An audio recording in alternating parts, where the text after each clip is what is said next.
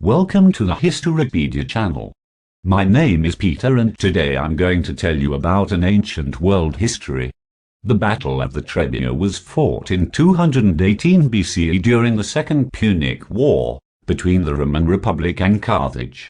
The war had started after the Carthaginian general Hannibal Barca had attacked a Roman ally, and it quickly escalated into a full-scale conflict between the two powers.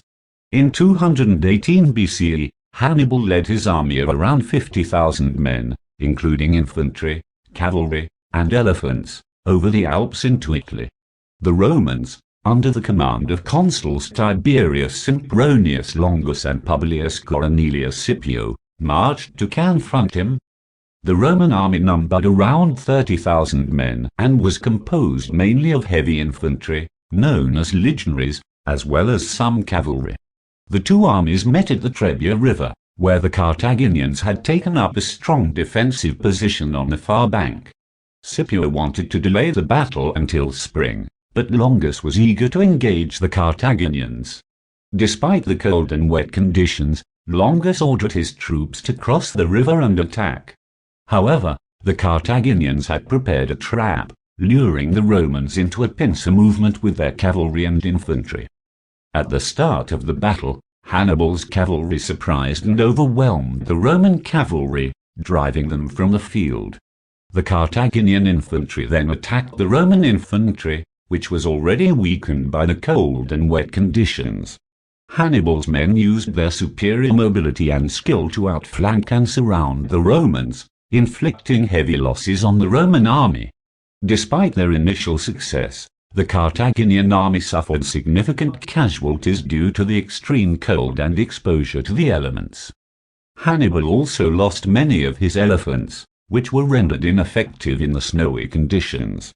However, the victory at the Trebia was a major morale boost for Hannibal and his army, and it allowed him to gain the support of many Gallic tribes.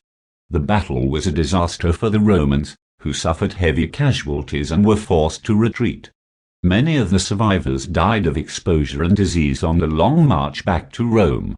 The defeat at the Trebia marked the beginning of a long and difficult war against Hannibal's forces in Italy, and it demonstrated the skill and ingenuity of Hannibal as a military commander. After the Battle of the Trebia, Hannibal's army continued to move southward into Italy, devastating the countryside along the way. The Romans, meanwhile, suffered a severe blow to their army and morale. They had lost a significant portion of their troops, including many of their veteran soldiers, and were forced to reorganize their forces in order to continue the war. The Roman Senate appointed two new consuls, Gnaeus Servilius Geminus and Gaius Flaminius, to lead the war effort against Hannibal. However, both consuls were killed in separate battles with Hannibal's army the following year in 217 BCE. This further weakened the Roman army and left them without experienced leaders to guide them. The defeat at the Trebia also allowed Hannibal to gain support from many of the Italian city-states, who were unhappy with Roman rule and saw an opportunity to ally with the Carthaginians. Hannibal's army continued to win victories against the Romans in subsequent battles, including the Battle of Cannae in 216 BCE.